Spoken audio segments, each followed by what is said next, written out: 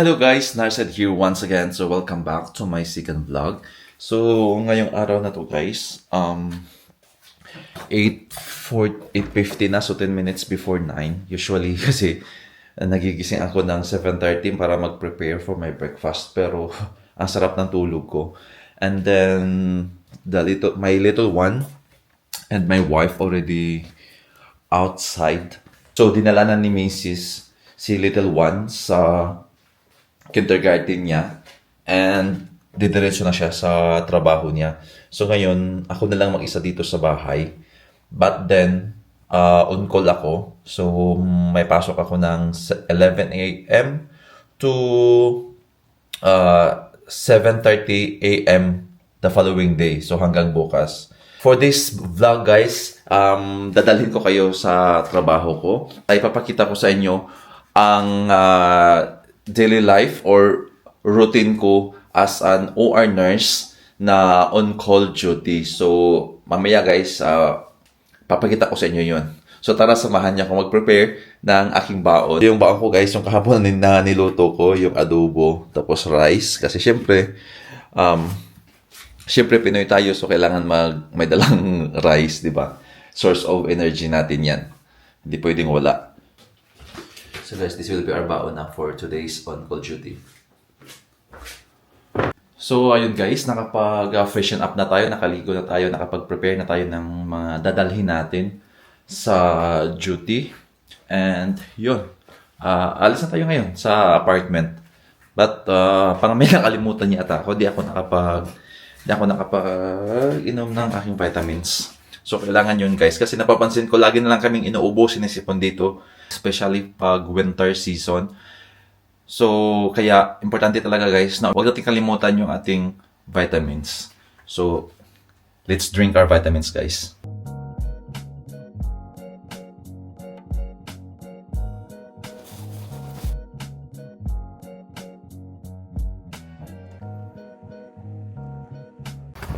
So, ngayon guys, nasa labas na ako ng apartment, obviously. So, papunta na ako ngayon ng train station sa S-Bahn. Galing sa bahay guys, papuntang S-Bahn station o yung train station ay nasa mga 5 to 8 minutes yung lakad. So, depende sa lakad mo.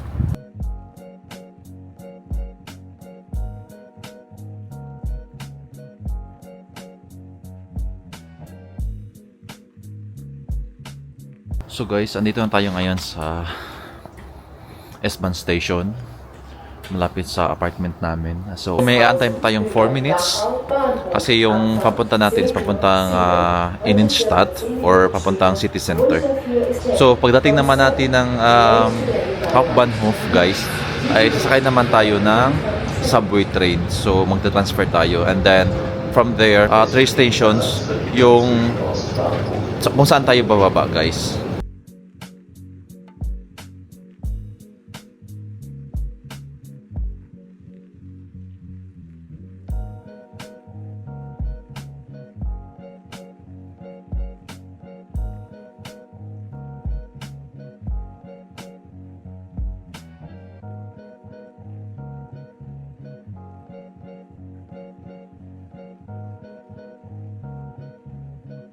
Dito na tayo ngayon guys sa loob ng train papunta ng trabaho. Ang sarap talaga ng tulog ko kanina guys. Kasi maagang gumising sila ni Mrs. at saka ni little one. So siguro mga 7 a.m. Ipasok ko 11 a.m. pa. Kaya ako yung late na umalis ng bahay. At saka ako din yung late na gumising. Plano ko kasi sana talaga kanina magluto ng baon ko kasi yung niluto kong adobo is kahapon yun. Tapos para sana mamaya sa kanila ni Mrs. pag-uwi ng bahay, hindi ako nakapagluto. Yun nga, nagising na ako ng 8:50. So usually kasi alas 9 nagpe-prepare na ako, naliligo na ako ng aking mga dadalhin, mga gamit papunta sa trabaho. Pero dahil late tayo nagising, hindi, yun lang yung binaon natin yung ulam kahapon. Tapos ngayon, magdadala na lang sila ni Mrs. ng pagkain galing sa work niya. So guys, nakababa na tayo ng Hauptbahnhof. Dadaan muna tayo ng bakery kasi hindi nga tayo nakapag-breakfast, hindi nga tayo nakapag-kape. So, kailangan muna natin ng pampagising pa. Let's go.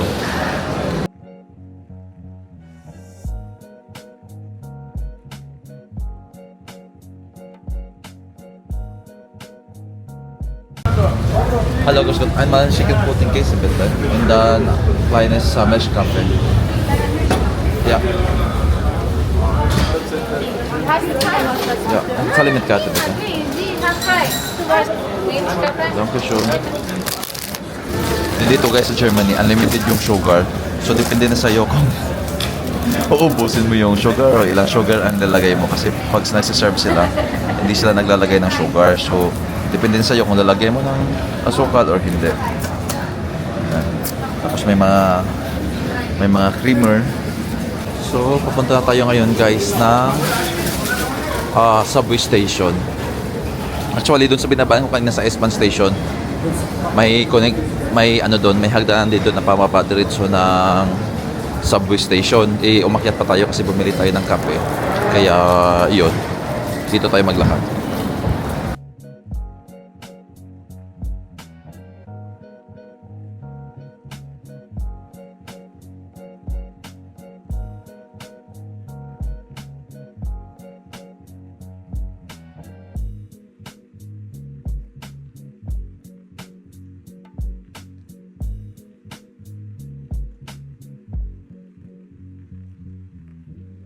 So guys, dito na ako sa hospital. Ito, background ng video. Ito na yung hospital. So direct mismo siya sa kung saan yung subway station. So samahan niyo akong papasok. Sana hindi toxic. Sana hindi toxic yung duty ngayon. Hopefully, fingers crossed. Sana hindi. See you later.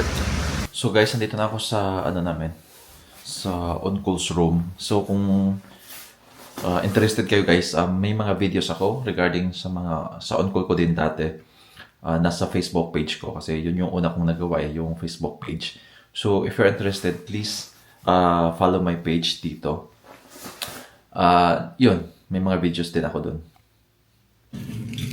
So guys, andun tayo sa loob ng OR. And then magbibihis na tayo ng ating pangloob na damit.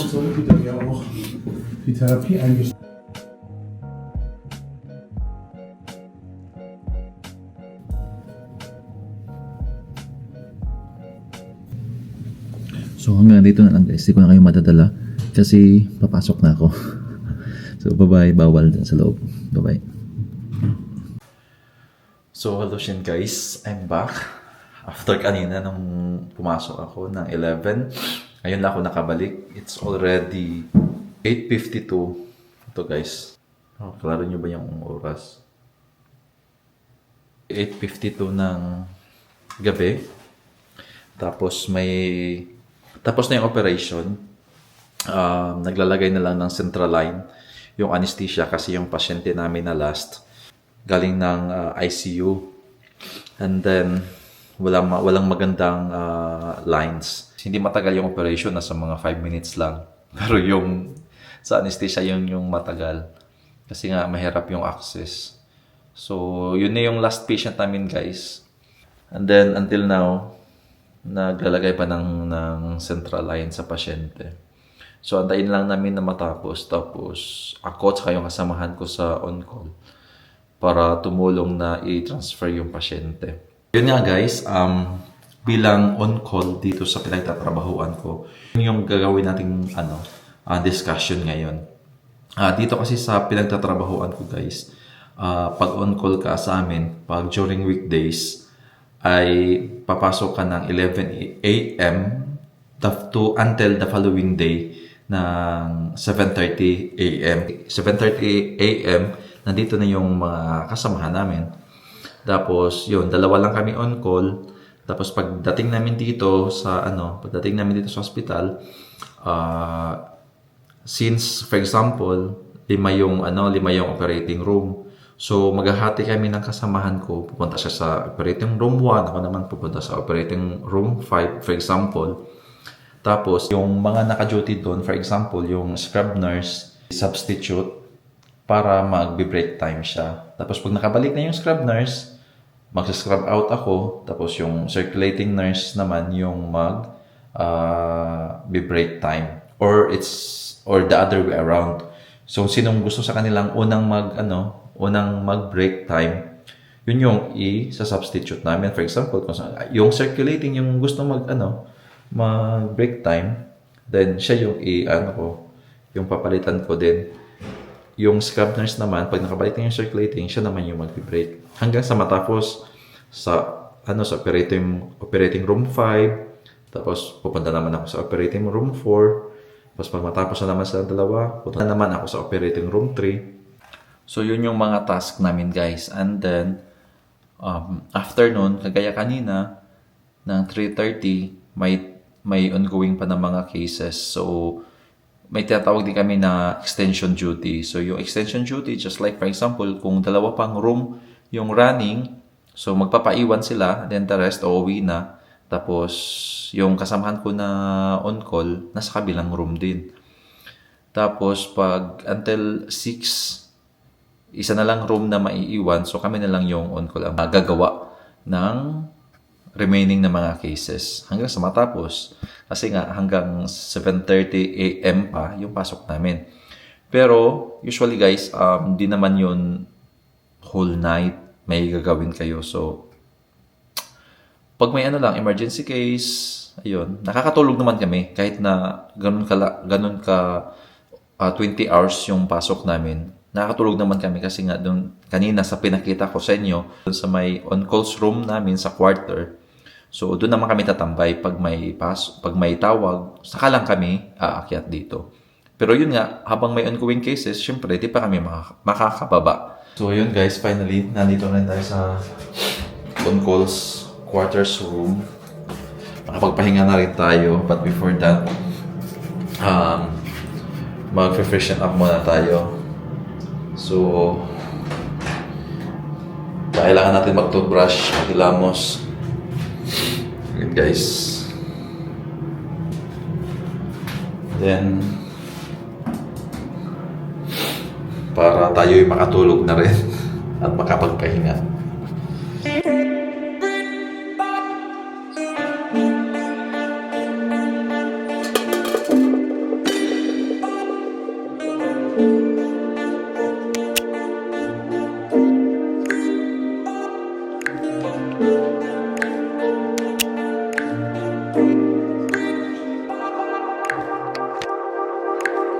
Di ba guys? Toxic kami. Alas 4 na, mag-alas 5 na nakareceive kami ng tawag ng alaunang 15.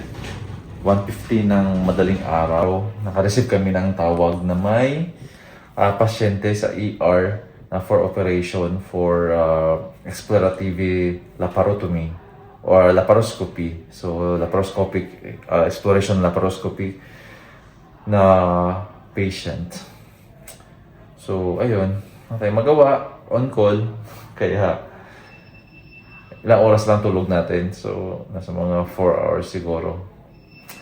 So, sana makapagpahinga. Sana wala na tawag hanggang mamayang umaga ng alas 7 or alas 8.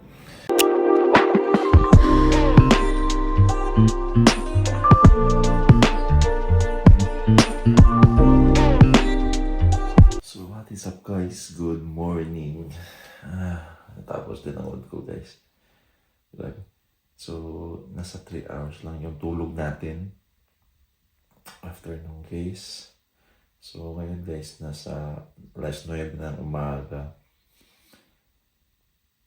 Kailangan na natin bumangon kasi usually 10:30 nandito na yung next na mag-on call. So, para di tayo maabutan na nandito pa sa loob ng kwarto, kailangan na natin umalis. At saka,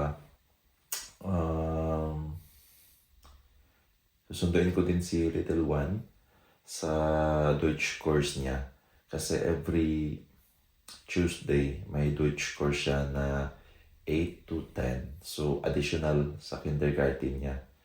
Then, after dun, ihahatid ko siya dun sa kanyang kindergarten. So, ayun guys, yun yung usual routine namin dito o sa hospital na pinagtatrabahuan ko. Pag on-call ka, yun nga, yun yung usual na mga gawain namin. So, isa-substitute yung mga kasamahan namin para mag-break time sila. Every person, 30 minutes na break time. Tapos, pag may mga remaining cases after ng duty time namin, 3:30 onwards, so kami na yung magka-cover na mga on-call duty. Tapos, magpre-prepare ng mga tables, operating table for the following day para sa first case. So, kagaya hapon, may tatlong operating room na naka-schedule for today. So, 3 operating room lang yung open. So, 3 bed din yung prepare namin para sa mga first cases. Tapos, dito na kami sa sa on-calls room. Pag may tawag na for OR, saka lang kami aakyat para mag-prepare, then igagawa yung case. Dito ko na lang siguro itatapos yung vlog na ito para sa daily in my life sa isang OR nurse pag on-call duty. So, marami pa tayong mga vlog guys na gagawin about sa life and working here sa Germany bilang isang nurse. And then if you have any questions guys, I will try to answer it. Please comment down lang sa comment section. So, yun lang guys. God bless us all. Ingat kayo. Nurse Ed here. Ciao!